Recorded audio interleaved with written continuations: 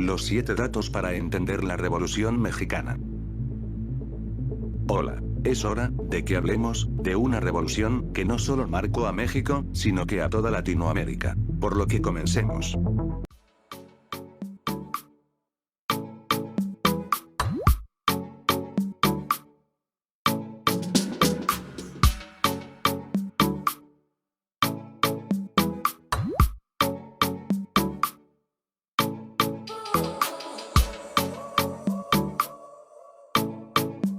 ¿7?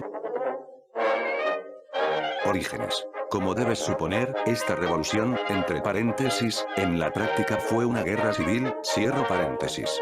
Tuvo muchas causas. Pero la principal fue la dictadura del general Porfirio Díaz, quien gobernaba desde el 28 de noviembre del año 1876. Y su régimen no produjo ningún cambio significativo en la gran mayoría de población pobre o indígena. Por ejemplo, las tierras. Para el año 1910, el 85% de la tierra en ese país le pertenecía al 1% de la población. Sin olvidar que Díaz se caracterizó por ser represivo y no permitir que los ciudadanos pudieran participar realmente en la democracia. En simples palabras, para avanzar en tu carrera política, debías a fuerza estar del lado de Díaz. En simples palabras, con Díaz, el país quedó bien estancado. 6. Madero. Aunque, es cierto que antes del señor Francisco Ignacio Madero González, hubo varias personas que quisieron no solo participar de forma democrática, sino que también personas que alentaban a la insurrección. Aunque para muchos Madero fue el precursor de la Revolución Mexicana. Madero se oponía al régimen y a la reelección de Díaz, por lo que a nadie debe sorprender que, en el año 1909, creara un partido llamado el Partido Nacional Antireeleccionista, entre paréntesis, nada obvio guiño, guiño, cierro paréntesis. En el año 1910, comenzó una gira nacional, donde se buscaba acrecentar las filas de su partido político, y volverlo tan fuerte, que Díaz tuviera que aceptar en competir con él. Pero al parecer, a Díaz, eso de la democracia nunca le gustó, porque antes de las elecciones, Madero fue arrestado en San Luis Potosí, por los delitos de conato de rebelión y ultraje a las autoridades. ¿Y adivinen quién ganó las elecciones en ese año?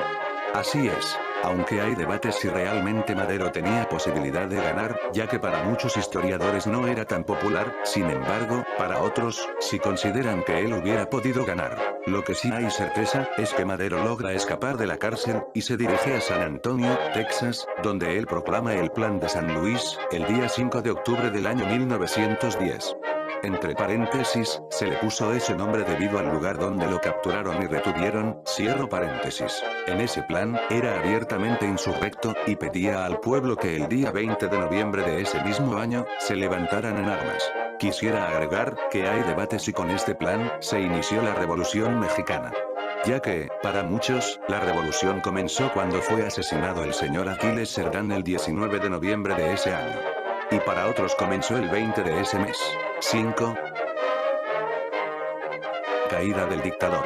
Como es obvio, Díaz no se quedó con los brazos cruzados, y buscó sofocar esta rebelión lo más pronto posible. Pero el problema es que Madero pudo reunir a muchos líderes campesinos, como dirigentes políticos, como lo fueron Zapata, Villa, Carranza entre otros. Y el 10 de mayo del año 1911, Pascual Orozco toma Ciudad Juárez, lo que sentenció al gobierno de Díaz. Ya que el día 21 del mismo mes, se crearon los tratados que llevan el nombre de esa ciudad, y cuyo punto central era que se exigía la renuncia de Díaz. El 25 de ese mes, Díaz renunció, y salió de la capital rumbo a Veracruz, donde subió el barco alemán llamado Ipiranga, que lo llevó a París, donde vivió su exilio hasta el día 2 de julio del año 1915, cuando falleció, el único dictador que ha tenido ese país. 4. Fracaso de Madero. Antes que asumiera la presidencia Madero, se realizaron algunos cambios a la Constitución, como prohibiendo la reelección presidencial. Así como reformas a la ley electoral, que reducía el poder del gobierno en esa materia. Madero asumió la presidencia el día 6 de noviembre del año 1911. Su vicepresidente fue el señor José María Pino Suárez. Todo parecía ir bien, cuando comenzaron los problemas. Primero no logró que varios grupos de los insurrectos se desarmaran. Ya que por ejemplo Zapata, exigía primero que cumpliera con la reforma agraria, algo que Madero no aceptó.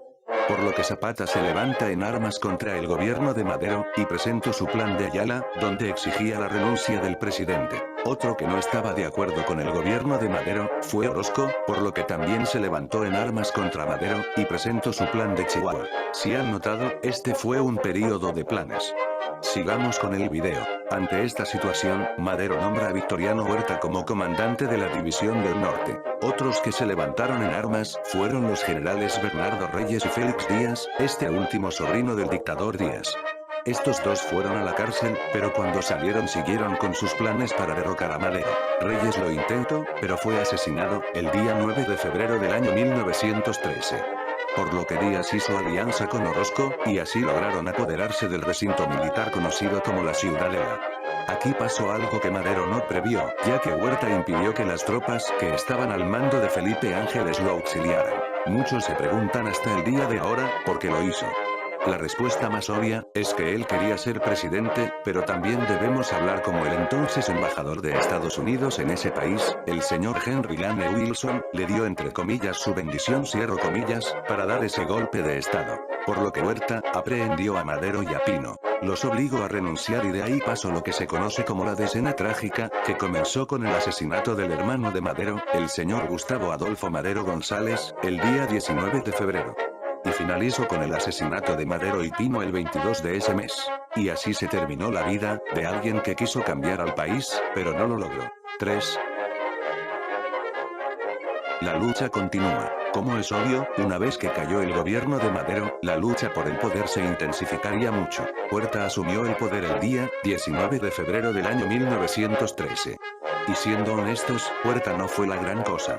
Más bien parecía la copia barata del dictador Díaz. Lo que no hace sorprendente, que se levantaran en armas en contra de su gobierno, alargando más esta guerra civil. El que se opuso al gobierno fue el gobernador coahuilense, Venustiano Carranza, también se opusieron Zapata y Villa. Para empeorar las cosas para el gobierno de Huerta, no obtuvo el apoyo del gobierno de Estados Unidos. Es más, sufrió la invasión al puerto de Veracruz, el día 21 de abril de ese año, sin contar que no impidieron que se les vendieran armas a los rebeldes. Por todo eso, no hay que sorprendernos que el día 15 de julio del año 1914, Huerta renunciara y tuviera que irse al exilio. Pero eso no paró la guerra civil. 2. Llegada al poder de Carranza. En el año 1914 llega al poder Carranza. Y como adivinarás, no logra unir al país, porque prácticamente fue desconocido por los mismos líderes y caudillos de esta guerra civil. Por lo que la pelea, siguió siendo cruel, y Carranza tuvo que tolerar también la intervención nada discreta de Estados Unidos, en esa guerra. Pero Carranza, fue más listo que sus contrincantes, ya que logró que aprobaran leyes como la del municipio libre, la ley obrera y agraria, que lo hicieron ver ante la población, como alguien progresista y entre paréntesis amigo de los pobres cierro paréntesis. Claro que sus logros, fueron manchados, por su actitud autoritaria e hizo actos que causarían más daño, por ejemplo, la expulsión de sacerdotes extranjeros, así como el cierre de colegios católicos, lo que sería el preludio de la guerra cristera. En este momento, puedo hablarles del mejor logro de Carranza, que fue convocar una asamblea constituyente, lo que produjo la Constitución del año 1917. Una constitución muy progresista para la época, ya que no solo reconocía derechos sociales, sino que influyó a toda la región, y ha sido admirada por todos. E incluso fue la primera en todo el mundo, en hablar de derechos sociales, mucho antes que la Constitución de Weimar. Lo que no hace sorprendente, que muchos aprecien la figura de Carranza en la actualidad, como diría el profesor Girafales. Lastimosamente eso no impidió, que Carranza fuera asesinado el 21 de mayo del año 1920. 1. Final. Y así terminó esta guerra civil o revolución. Hay debates de cuándo finalizó exactamente esta guerra. Una guerra que, según algunas fuentes, costó las vidas de casi 22 millones de personas, sin embargo, en otras fuentes aseguran que fueron 50 millones de personas. Casi todos los líderes revolucionarios fueron asesinados como lo fue Zapata y Villa. Aunque vuelvo a repetir, la Constitución de 1917 es un gran logro para ese país. Sin embargo, para muchos, realmente no hubo un cambio social o económico para la gran mayoría de la población. Tampoco significó que México dejara su etapa de violencia y de represión. Bueno, esto sería todo. Hay varios temas que me faltaron en abordar en este video, pero lo haré en otros videos. ¿Pero tú qué opinas? ¿Crees que se pudo evitar la Revolución Mexicana?